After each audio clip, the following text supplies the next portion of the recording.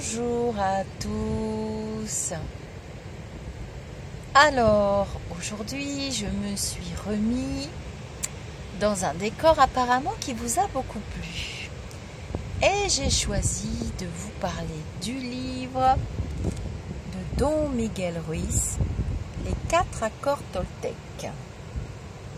La voie de la liberté personnelle. Alors, on voit beaucoup sur les réseaux sociaux des petits panneaux avec des petits extraits des 4 accords Toltec. Et puis, on voit des petits panneaux où on parle d'un 5e accord Toltec.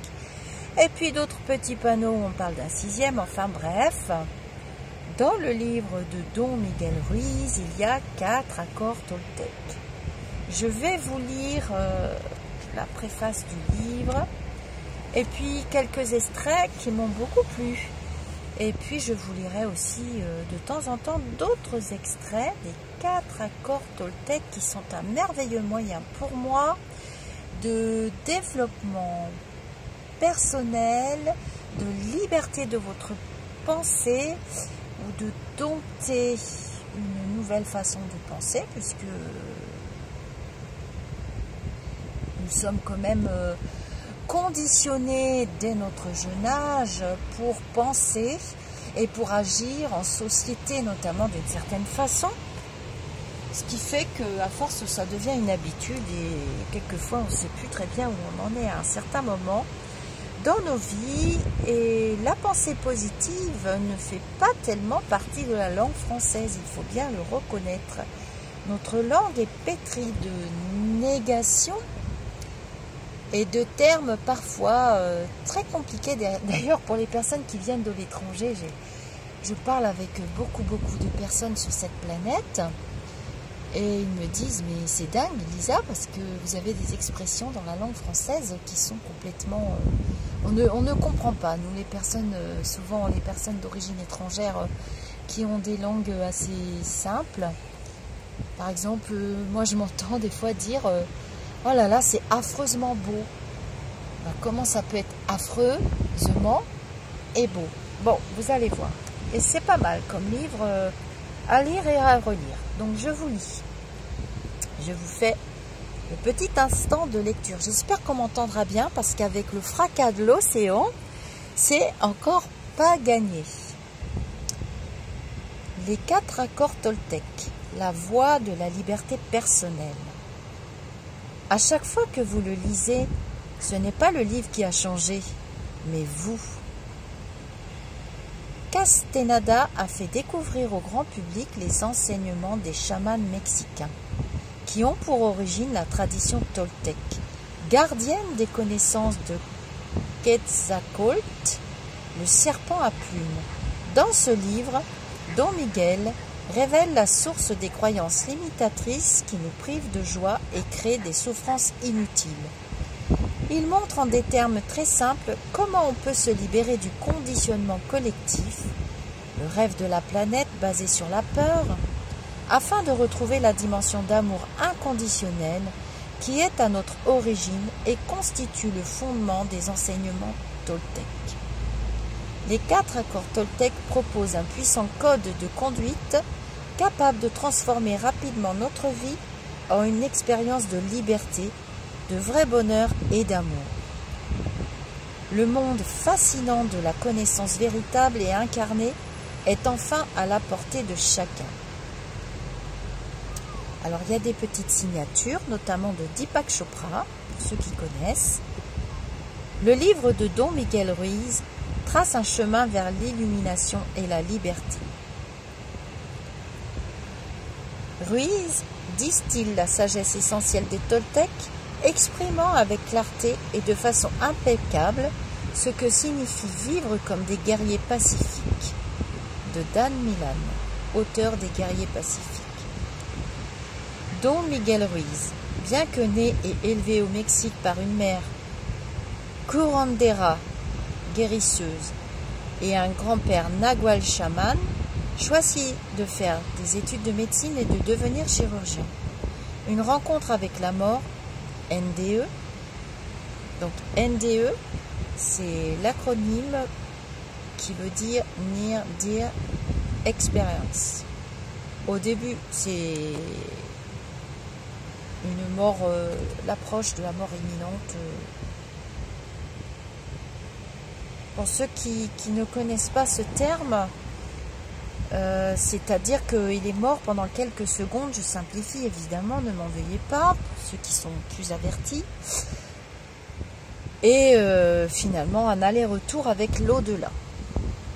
Au début des années 70, donc cette rencontre avec la mort, au début des années 70, a changé sa vie. Il s'est dès lors consacré à la maîtrise de la sagesse ancestrale. Il est maintenant devenu un nagual de la lignée des chevaliers de l'Aigle, voué au partage de sa connaissance des enseignements des anciens Toltecs. Donc voilà, il est issu, il est né d'une famille de chamans et de guérisseurs. Il l'explique d'ailleurs. Alors je vous lis le début du livre justement. Lettre à mes lecteurs. La France est historiquement célèbre pour sa révolution, qui a changé la donne dans le monde entier. La fin de la monarchie française fut une excellente nouvelle pour l'humanité. Elle inspira des changements qui eurent un impact positif majeur sur le cours de l'histoire moderne. Aujourd'hui, se produit une autre révolution, qui va également changer le monde. Je veux parler du monde personnel que nous créons, notre propre univers, et de la révolution qui se joue à l'intérieur de chacun de nous. Le seul moyen de modifier le monde qui nous entoure est de changer à titre personnel. Si nous parvenons à modifier notre propre univers, nous gagnerons la paix intérieure et retrouverons l'amour inconditionnel. Les 4 accords Toltec est un guide destiné à nous ramener au cœur de ce que nous sommes vraiment, à savoir l'amour. Le véritable amour est inconditionnel, mais le problème, c'est que nous apprenons à aimer à certaines conditions. Nous aimons les autres et les autres nous aiment en posant des conditions. Voilà pourquoi nous avons besoin de contrôler tout ce qui nous entoure, ainsi que nous-mêmes. C'est la raison pour laquelle l'injustice, la violence et même la guerre existent. Notre façon d'aimer ne correspond pas à l'amour véritable. C'est même l'opposé de l'amour qui doit s'exercer de manière inconditionnelle. Nous apprenons même à nous aimer nous-mêmes à certaines conditions. Il en résulte un rejet de soi et une autopunition qui nous freine dans notre vie. Si nous pouvions simplement apprendre à aimer sans poser de conditions, c'est toute l'humanité qui se transformerait. Les 4 accords Toltec nous aident à de nouveau aimer inconditionnellement, à commencer par nous-mêmes, puis tous nos frères et sœurs.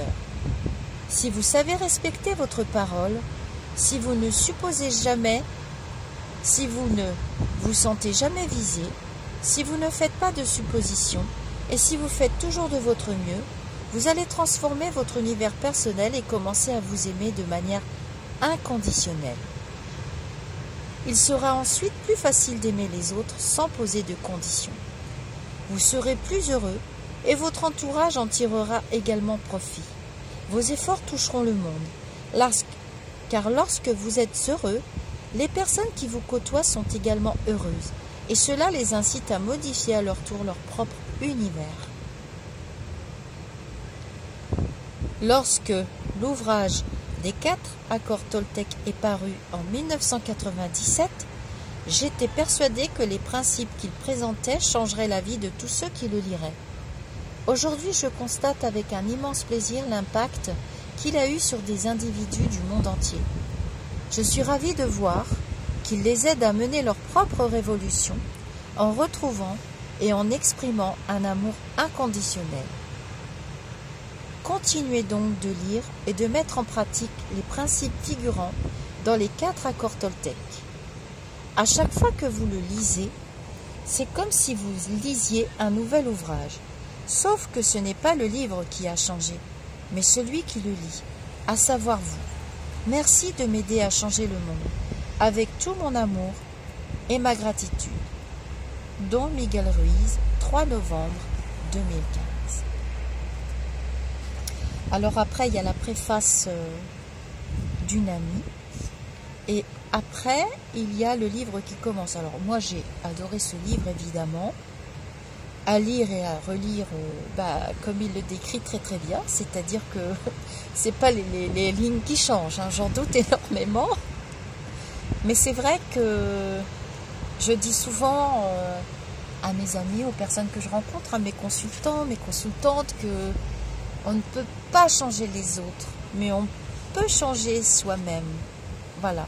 Alors je vous lis quand même le début, qui est absolument passionnant, parce qu'il nous situe tout de suite du pourquoi il a pu écrire ce livre. C'est vrai qu'il y a un retentissement mondial, hein, parce que franchement, les 4 accords Toltec, d'ailleurs, pour ceux qui pratiquent le Reiki, bon, je dérive un petit peu, c'est pas grave. Pour ceux qui pratiquent le Reiki, il y a d'ailleurs les 5 idéaux du Reiki qui se rapprochent, qui commencent par juste pour aujourd'hui, qui se rapprochent énormément, hein, des 4 accords Toltec. Alors, les Toltecs. Je vous laisse regarder un petit peu l'océan quand même. Je ne fais pas mon égoïste parce que je vous aime bien tous. Mes abonnés, d'ailleurs, abonnez-vous parce que je ne vais pas vous prévenir, hein, quand je fais des vidéos, surtout que dans les coins où je suis de cette nature préservée, je n'ai pas souvent du réseau. Allez, on y va. Les Toltecs. Il y a des milliers d'années, à travers tout le sud du Mexique, les Toltecs étaient connus comme des femmes et hommes de connaissance. Les anthropologues les ont décrits comme une nation ou une race, mais en réalité c'étaient des scientifiques et des artistes formant une société vouée à explorer et préserver la connaissance spirituelle et les pratiques des anciens. Les maîtres, Naguals, ça s'écrit N-A-G-U-A-L-S, et étudiants se réunissaient à Teotihuacan, l'ancienne cité des pyramides située au-delà de Mexico City, connue comme le lieu où l'homme devient Dieu. Au fil des millénaires, les Naguals ont été contraints de dissimuler la sagesse ancestrale et de la préserver dans l'ombre. La conquête européenne, couplée à l'abus de pouvoir personnel de quelques apprentis, rendit nécessaire de protéger la connaissance de ceux qui n'étaient pas préparés à l'utiliser avec discernement ou qui risquaient d'en user de manière abusive à des fins personnelles. Fort heureusement, la connaissance ésotérique des Toltecs s'est transmise et incarnée au fil des générations à travers diverses lignées de Naguals. Bien qu'elle soit restée dans le secret durant des centaines d'années, les prophéties anciennes avaient annoncé la venue d'un âge au cours duquel il serait nécessaire de redonner la sagesse au peuple. Aujourd'hui, Don Miguel Ruiz, Naguals de la lignée des Chevaliers de l'Aigle, a été instruit pour partager avec nous les puissants enseignements des Toltecs. La connaissance Toltec émerge de la même unité de vérité que les traditions ésotériques du monde entier. Bien qu'elle ne soit pas une religion, elle honore tous les maîtres spirituels qui ont enseigné sur Terre. Bien qu'elle comprenne une dimension spirituelle, elle est plus justement décrite comme étant un mode de vie qui se distingue par la facilité d'accès au bonheur et à l'amour qu'elle procure. Introduction. Le miroir de fumée. Alors ça j'ai bien aimé, donc je vous le partage quand même.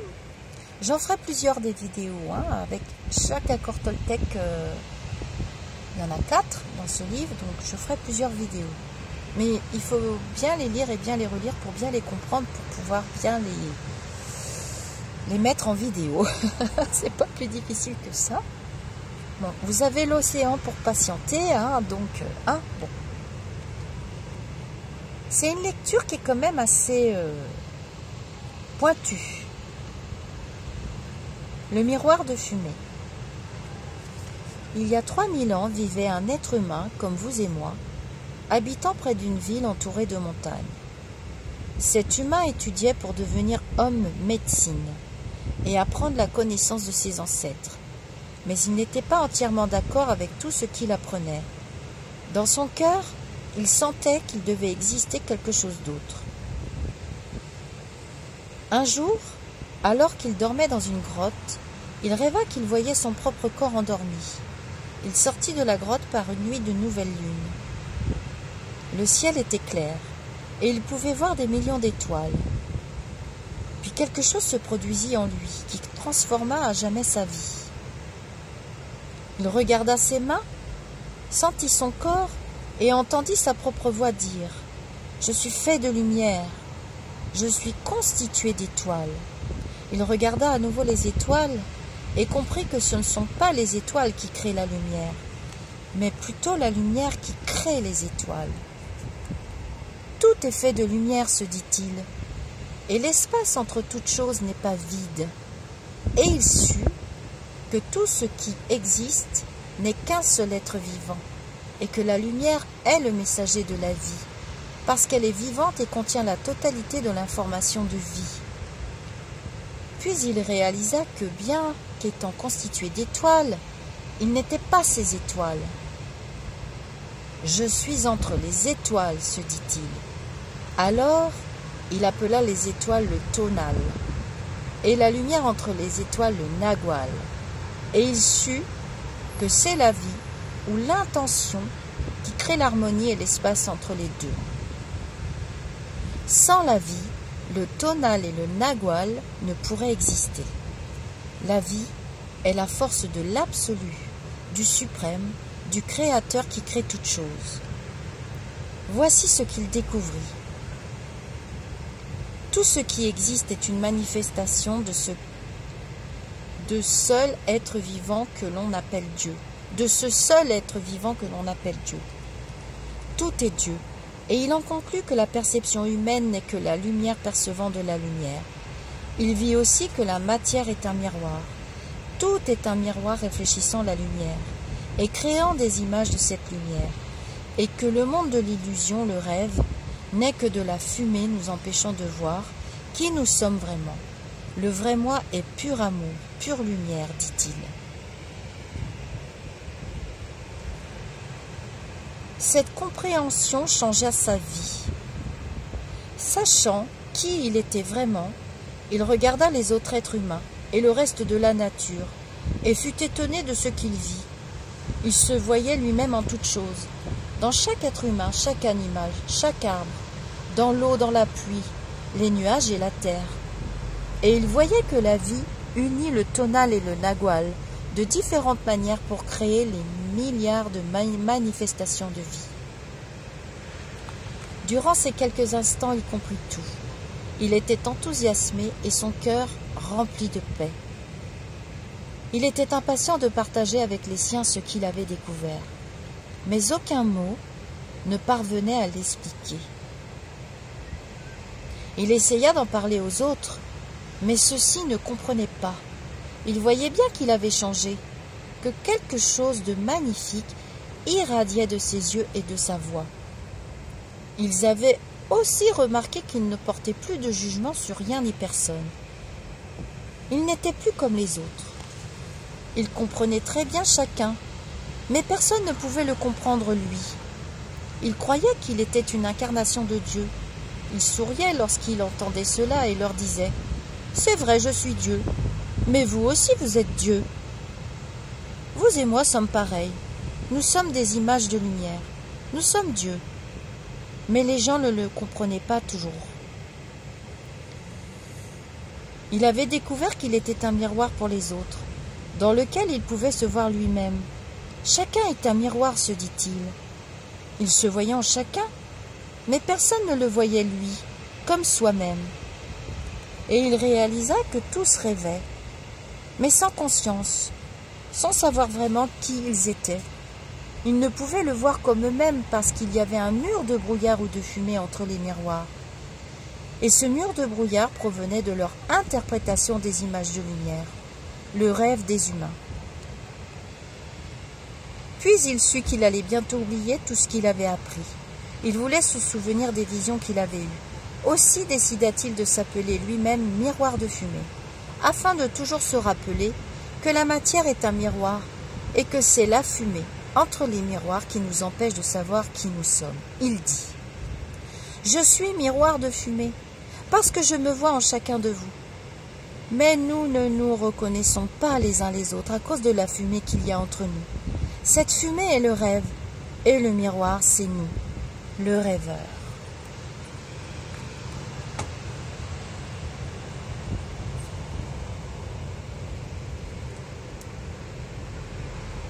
Je vous souhaite une très douce soirée. Je vous dis namasté pour aujourd'hui et je reprends une autre vidéo de lecture.